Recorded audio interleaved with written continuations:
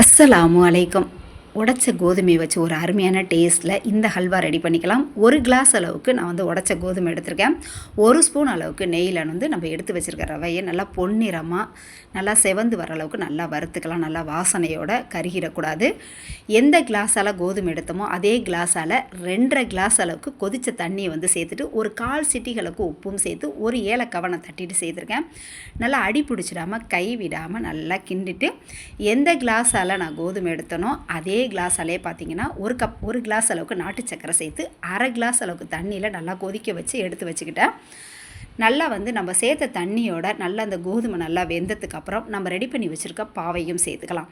சேர்த்துட்டு ஒரு 2-3 நிமிஷத்துக்கு நல்லா நம்ம மிக்ஸ் பண்ணிக்கிட்டே இருந்தோம்னா நம்ம சேர்த்த பாவோட அந்த கோதுமை வந்து நல்லா வெந்துடும்.